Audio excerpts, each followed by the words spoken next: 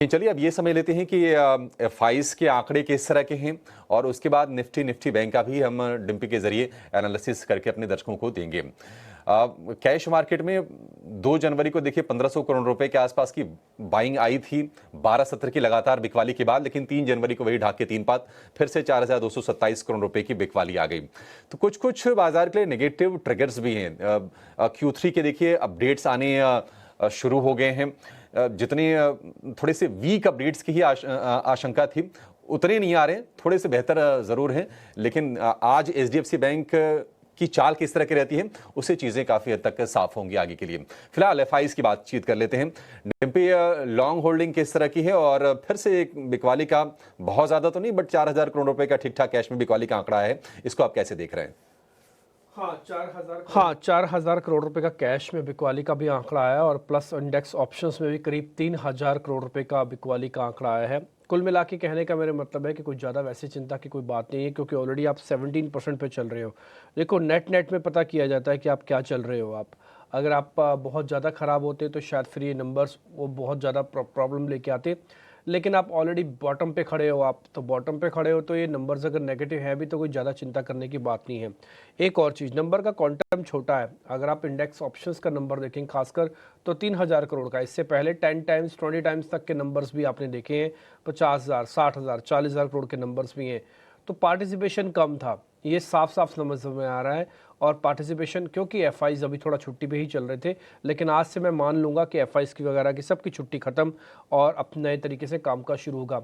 एक और पॉइंट, जब अभी आप एक ट्रिगर्स बता रहे थे कि बिजनेस के अपडेट आ रहे हैं, मेरे लिए बिजनेस के अपडेट से भी ज़्यादा इंपॉर्टेंट इस बार की अर्निंग्स का प्रोजेक्शन है कि हमारे ही रिसर्च एनालिस्ट या दूसरे चैनल्स के भी रिसर्च एनालिस्ट क्या प्रोजेक्शंस रखते हैं इस बार की अर्निंग्स के, वो बहुत इंपॉर्टेंट होगा। अर्निंग्स पहला ऐसा बड़ा मुद्दा है जो कि इम्पैक्ट डालेगा। बोलेंगे नहीं डोनाल्ड ट्रंप की भी तो है, भाई डोनाल्ड ट्रंप है, लेकिन वो तो पता है ना कि उनका ऑफिस है, वो तो सिर्फ बियर करेंगे अपने ऑफिस को, अपने ऑफिस में शपथ ग्रहण लेके सिर्फ बैठेंगे। बोले नहीं वो तो फैसला भी लेंगे, वो तो उसके ड्यूटीज़ का फैसला लेंगे, वो तो लगाएंगे ड्यूटी सब पे। भाई वो सबसे पहले इंडिया के लिए थोड़ी ना बैठे हैं, उनके पास और भी 100 काम हो सकते हैं। तो इसलिए मैं उस चीज़ को थोड़ा सा सेकंड लाइन में ले आता हूँ, बट फर्स्ट लाइन पे जो इमीडिएटली इम्पैक्ट डालेगा वो अर्निंग्स डालेगा। तो ये बिजनेस का अपडेट फिलहाल की हमने जो लिस्टिंग की है, यानी कि कहाँ पे कमज़ोर है कहाँ पे ठीक है, 1 मिनट के लिए जरा स्क्रीन पे वही रखिए, वो ज़्यादा इंपॉर्टेंट है बजाय लिखा हुआ। तो ये बिजनेस अपडेट एक बार आप मोटा मोटी समझ लीजिए, इससे जुड़े हुए स्टॉक्स का थोड़ा इम्पैक्ट भी आएगा। और दूसरा, अर्निंग्स का इम्पैक्ट बहुत अच्छे से कैलकुलेट होगा, ध्यान रखिएगा। इस बार ये अर्निंग से बहुत बहुत ज़्यादा उम्मीदें हैं। और अगर मैं इससे पूछा जाए कि दूसरा फिर अहम ट्रिगर क्या अगर डोनाल्ड ट्रंप नहीं है, तो मैं बोलूँगा वो बजट को लेकर प्रिपरेशन या सुगबुगाहट जो मार्केट के अंदर चल रही है। मार्केट के अंदर 2 हिस्सों में बातचीत चल रही है। मैं आज एफआईज का एंगल छोड़ के सिर्फ आपको बजट पे इसलिए लेके आया हूँ क्योंकि अब एफआईज के साथ साथ इनकी भी इंपॉर्टेंस है। अब आप बजट से बहुत ज़्यादा दूर नहीं हो, आज ऑलरेडी 6 तारीख हो चुकी है, आपकी एक्सपायरी 29 तारीख 30 तारीख के आसपास की है। ट्रेडिंग डेज अगर छुट्टी वुट्टी के सब काउंट कर लिया जाए तो सिर्फ 20 ट्रेडिंग सेशंस है। इस 20 ट्रेडिंग सेशन में 20 खबरें आएंगी कम से कम आपके पास सेक्टोरली। तो सेक्टोरली चर्निंग होगा, अर्निंग्स का मूव आएगा, तो ये दोनों चीज़ इंपॉर्टेंट है। अब आते हैं एफआईज पे, जो आपने पूछा। 17% के आसपास की लॉन्ग पोजीशंस एफआईज की होल्डिंग की है। ये बेस बनाने के लिए अच्छी है। 12 से लेकर, आई रिपीट माई सेल्फ, 12 से लेकर 15 तक का एक बेस बनता है और टिपिकली वहाँ से मार्केट में पुल बैक आता है। और ये पुल बैक कोई छोटा मोटा नहीं होता, बड़ा पुल बैक होता है। तो आई होप सो कि दोनों ट्रिगर्स जो मैंने आपको गिनवाए, first is budget and second is earning, ये दोनों का कॉम्बिनेशन अगर कुछ भी ठीक रहता है तो ये आपके काम आ सकता है, क्योंकि आप बॉटम पे ऑलरेडी खड़े हो। प्रॉब्लम कहाँ है सर? फिर बाजार चल क्यों नहीं रहा अगर हम बॉटम पे खड़े हैं? 17% एफआईज लॉन्ग होल्डिंग लेके खड़े हैं। वो है थोड़ा बहुत रिटेल की चर्निंग का भी होना। रिटेल को एक झटका लगना भी बहुत ज़रूरी है। रिटेल के पास 67 to 68% की लॉन्ग पोजिशंस हैं। आई रिपीट, डीआईज के पास लॉन्ग पोजीशंस जो है वो 50% के आसपास हो गई हैं। तो डीआईज 50%, ये भी ऑलमोस्ट मेजोरिटी में आ चुके हैं। अब एफआईज के पास ऑलरेडी 67% है, ये भी है। बस एक जो मेजोरिटी में नहीं है, जो माइनॉरिटी में चल रहा है, वो है एफआईज है, जहाँ पे करीब 17% की लॉन्ग होल्डिंग्स है। अगर आप मेरे से पूछेंगे रिटेल ने क्या बजट की तैयारी कर ली है, तो मैं बोलूँगा हाँ, इसलिए माल नहीं कट रहा। अगर मैं बोलूँगा कि क्या डीआईज ने बजट का माल धीरे धीरे मार्केट के अंदर भर दिया या अर्निंग्स का माल भर दिया है, तो मेरा जवाब होगा उसमें भी काफ़ी हद तक हाँ। क्या एफआईज का भारतीय बाजारों पे रुख बहुत ज़बरदस्त पॉजिटिव हो गया है? तो उसका जवाब है ना। वो शायद इस बार के बजट और इस बार की अर्निंग्स को बहुत गंभीरता से देखेंगे। वजह मैं आपको बता दूं, जिस जगह पर आके खड़े हैं वो इंडियन मार्केट से बाहर नहीं जा सकते। उनकी मजबूरी है कि इंडियन मार्केट्स के अंदर रहना और बहुत बढ़िया तरीके से रहना है, तो उनको ट्रिगर्स तो चाहिए। अगर ट्रिगर ला दोगे तो जल्दी आ जाएंगे, ट्रिगर नहीं आए तो उनको फिर थोड़ा समय लगेगा। इसलिए आप जितने भी हमारे फंडामेंटल एनालिस्ट आते हैं, बड़े मार्केट के दिग्गज पीएमएस वगैरह मैनेज करते हैं, वो सब ये कह रहे हैं कि इस साल थोड़ा ठंडा रहेगा। ठंडा वजह वो यही बता रहे हैं आपको, क्योंकि आपके पास ट्रिगर्स नहीं है उनको इनवाइट करने के लिए। आप अपने घर में मेहमानों को कब बुलाएंगे? कुछ ट्रिगर तो हो, बच्चे का जन्मदिन हो, आपने घर का मुहूर्त करना हो। ऐसे थोड़ी ना अपने घर में 50 लोगों का खाना कर लोगे, जी 50 लोग आ जाओ हमारे घर पे खाना है। सामने वाला पूछेगा ना कि क्यों खाना है, क्यों आए हम आपके घर पे, क्यों सेलिब्रेशंस करें? तो आप बताओगे ना बच्चे का मुंडन हुआ है जी, हमारे घर में जन्मदिन है बच्चे का, या हमने नया मकान खरीदा, नई दुकान खरीदी है। कोई तो वजह होगी। सेम एफआईएस का जब आप इनवाइट करोगे तो कोई तो वजह गिनवाओगे कि मेरा बजट अच्छा है जी आ जाओ, मेरे पास अर्निंग्स अच्छी है जी आ जाओ, मेरे पास कॉर्पोरेट गवर्नेंस का कोई इशू नहीं आ जाओ। तो बहुत सारी चीज़ों से आप जूझ रहे हो। एक भी अच्छा इनविटेशन एफआईएस को बुला सकता है, वही सिर्फ रूठे हुए बैठे हैं, अदरवाइज वैसी कोई दिक्कत है नहीं। एक पॉइंट मैं आपको बता दूं, ये जो नंबर्स अभी कम आप देख रहे हैं 3000 करोड़ रुपए के आसपास के, ये कुछ ज़्यादा चिंता विंता करने की बात नहीं है। मैं इसी के साथ में एक पॉइंट और भी जोड़ देता हूं, हालांकि एफआईएस का नहीं है बट उसमें एफआईएस का रोल बहुत इंपॉर्टेंट होता है। वो है पुट कॉल रेशियो। एक बार अगर दिखा पाएँ तो वो है 86 और 83। ये फेयर वैल्यू पे आके मार्केट खड़ा हुआ है।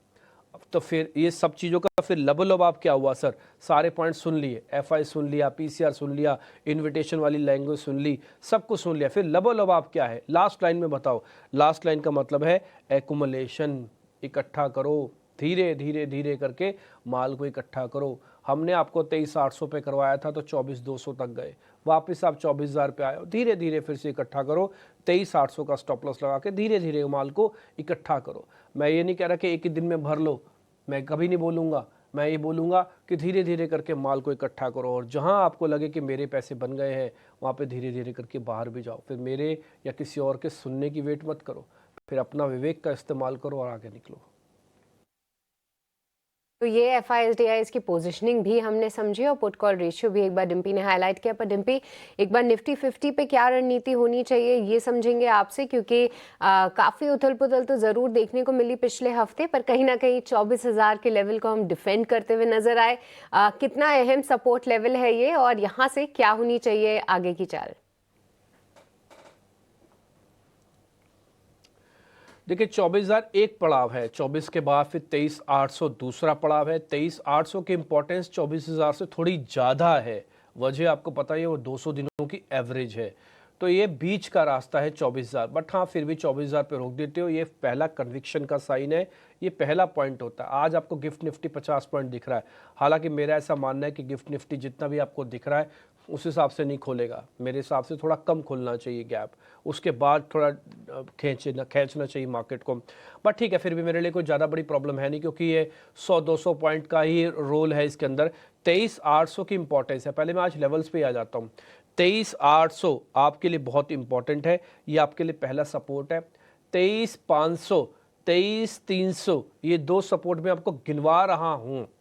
ये गिनवा इसलिए रहा हूँ क्योंकि आपको हर चीज़ के लिए मेंटली प्रिपेयर होना होगा। क्यों गिनना होगा? देखिए 23,500 अर्निंग्स प्लस बजट का है, 23,300 earnings plus budget plus Donald Trump का है, तो तीनों के लेवल्स है। अगर इन तीनों की ही मिसाइल आप लॉन्च करने जा रहे हो, यानी कि तीनों से एक्सपेक्टेशन लेके बैठे हो और तीनों फेल हो गए, तो आप ट्रस्ट में 23,300 आओगे ट्रस्ट करने के लिए, 100% आओगे। अगर इन तीन मेजर ट्रिगर्स में से दो ट्रिगर्स ठीक हुए, एक ट्रिगर खराब हुआ, तो 23,500 तक भी आ सकते हो।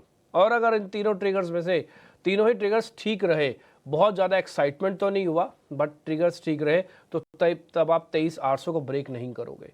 तो मैंने आपको भाव और भावनाएं दोनों जोड़ दिया इसके साथ में, ठीक है जी। तो 23,800 मोटा मोटी आपके लिए पहला पॉइंट हो गया, 23,500 दूसरा पॉइंट, और एक्सट्रीम जाओगे 23,300। इनकी सर प्रोबेबिलिटी भी बता दो, चांसेस कितने आने के? मेरे हिसाब से 23,800 23,500 का ही लास्ट बेस होगा, इसके बाद बाजार नीचे नहीं जाएगा। ऊपर आते समय कहाँ पे जा सकता है, क्योंकि आप 24,000 पे बंद हुआ, छोटा गिफ्ट निफ्टी थोड़ा ठीक है, तो मैं एक्सपेक्ट करता हूँ पहले 24,200, 24,500, 24,800, ये 3 इंपॉर्टेंट लेवल्स हैं। आई रिपीट, 24,200, 24,500 और 24,800, ये आपके लिए 3 रेजिस्टेंस भी हो जाएंगे। 24,200 के ऊपर आते ही आप ठीक होने लगोगे, आपका बुखार उतरने लगेगा, आपको फील गुड होगा, आपको मार्केट में रहने में मज़ा आएगा और आपको अर्निंग्स भी अच्छे से चश्मे से दिखेंगी। और जैसे ही आप 24,000 के नीचे रहोगे, अच्छी अर्निंग्स भी इसी चश्मे से आपको ख़राब दिखने लग जाएगी। वो सिर्फ भावनाओं का खेल है, इसके अलावा कुछ नहीं होता है। ठीक, तो आप मोटा मोटी ये मैंने आपको लेवल्स बता दी। अब मैं एक पॉइंट और ख़त्म करके फिर मैं निफ्टी से बाहर आ जाऊँगा, वो है इसका ओपन इंटरेस्ट। देखिए सृष्टि, जब हम इसके अंदर एंटर करके गए थे तो करीब 5 लाख से कम का ओपन इंटरेस्ट था। इस बार जो ओपन इंटरेस्ट है वो 5 लाख को थोड़ा ज़्यादा हो गया है, यानी कि ऑलरेडी पोजीशंस काफ़ी लॉक हुई पड़ी हैं। थोड़ा सा हिलाने, शेक करने की ज़रूरत है। ये शेकिंग दोनों के लिए है, ध्यान रखिएगा। ये शेकिंग मजबूती वालों के लिए भी हो सकती है और मंदी वालों की सकती है, इसलिए मैं बार बार एक वर्ड इस्तेमाल कर रहा हूँ, एक्यूमुलेट। अगर मान लो मजबूती वालों के लिए है तो उनको मौका मिलेगा माल इकट्ठा करने का, है ना, धीरे धीरे करके इकट्ठा करो। और अगर आप तेज़ी वाले हैं तो, और अगर आप मंदी वाले हैं तब भी आपको एक मौका मिल सकता है अपने धीरे धीरे करके प्रॉफिट्स को बुक करने का। तो दोनों के लिए एक शेक रिक्वायर्ड है, आना भी चाहिए। आई होप सो कि आ भी जाएगा। अब आप देख के इसमें थोड़ा स्ट्रेट लीजिएगा। 5 लाख का ओपन इंटरेस्ट खड़ा है, ये घट के 10-20 हज़ार घटना चाहिए या तो बढ़ना चाहिए। एक और पॉइंट, 70 पॉइंट्स का ही सिर्फ प्रीमियम रह गया, पहले प्रीमियम थोड़ा ज़्यादा था। रेंज आपको बता दी, एकुमुलेशन करने की रेंज बता दी, कैसे ट्रेड करना है, क्या करना है, सब कुछ आपको निफ्टी का बता दिया। निफ्टी के मुकाबले अगर हम बात करें तो निफ्टी बैंक आज ज़्यादा क्रूशियल होगा, क्योंकि एचडीएफसी बैंक की तिमाही अपडेट्स आए हैं और अपडेट्स मिले जुले आए हैं, थोड़े से नेगेटिव साइड पर हैं, क्योंकि जो डिपॉजिट ग्रोथ रही है वो लोन ग्रोथ से बेहतर रही है। और पहली बार ऐसा हुआ है मर्जर के बाद कि एलडीआर रेशियो यानी कि लोन टू डिपॉजिट रेशियो जो है वो 100% के नीचे आया है। एक अच्छी चीज डिम्पी ये है बस कि शुक्रवार को हमने एचडीएफसी बैंक में, आईसीसी बैंक में हमने 2-2.5% के आसपास की गिरावट देखी। तो क्या ये डिस्काउंटेड है, ये एक सवाल जरूर है, लेकिन आज ये फोकस में जरूर रहेगा। देखते हैं कि कैसा रिएक्शन आता है एचडीएफसी बैंक के शेयर में। निफ्टी बैंक में क्या करें, आज रणनीति क्या होनी चाहिए? क्या बाजार खुल जाने दें, एचडीएफसी बैंक का रिएक्शन देख लें, उसके बाद कोई डिसाइड करें? बिल्कुल, उसका रिएक्शन तो देखना ही चाहिए आपको, क्योंकि वो सबसे बड़ा कंटेंडर है, ना केवल वेटेज का बल्कि कन्विक्शन का। आप ये बात कैसे भूल सकते हैं कि जब आपका नया हाई लग रहा था, या फिर नया हाई नहीं भी लगा, उससे पहले भी जब मार्केट के अंदर लास्ट टाइम की मजबूती आई थी वो एचडीएफसी बैंक की ही वजह से आई थी। आप सबको याद होगा उस समय 1650-1600 के आसपास से ट्रेड किया करता था, ये खींच के आपको 1800-1850 तक ले गया।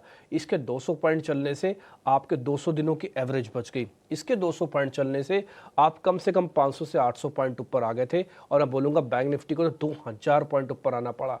तो एचडीएफसी बैंक की इंपॉर्टेंस तो है।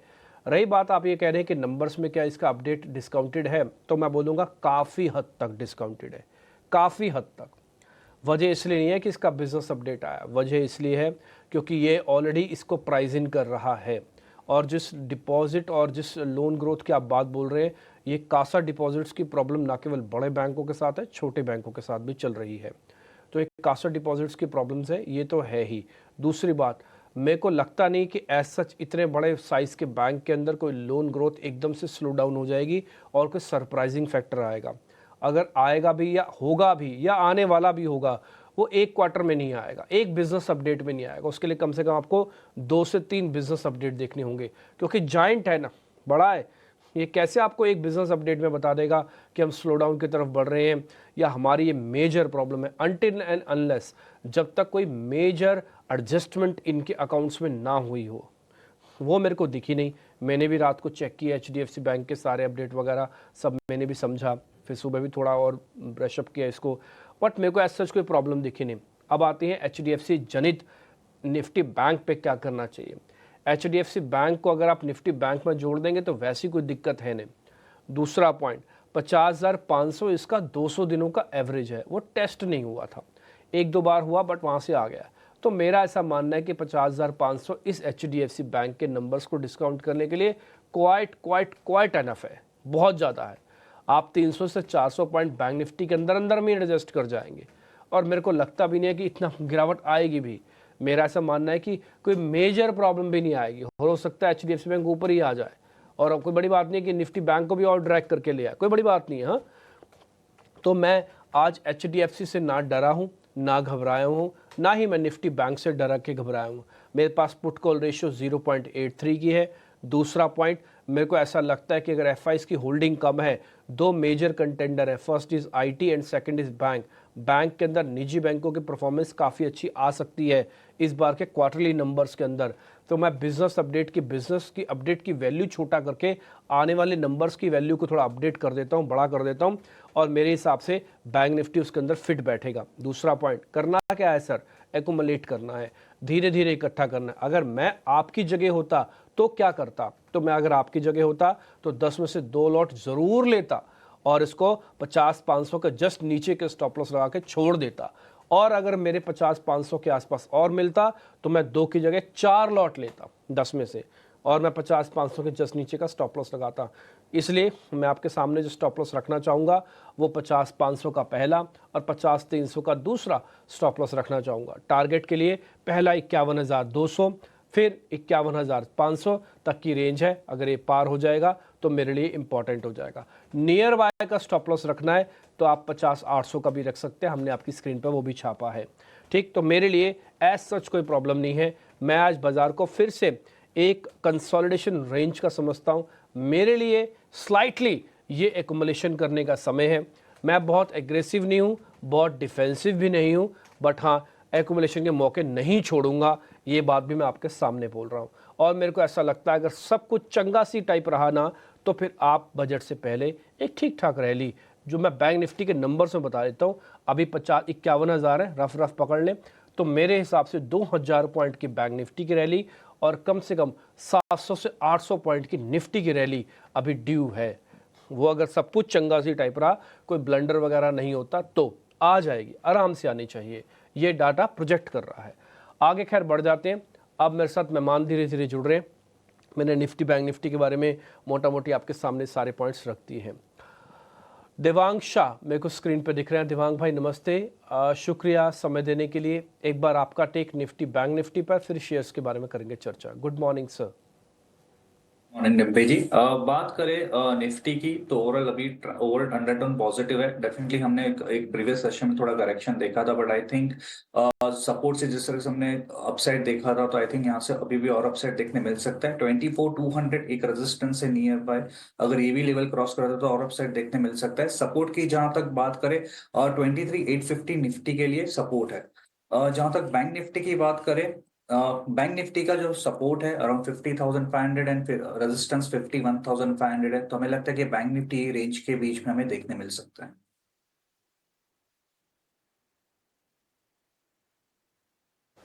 ठीक है।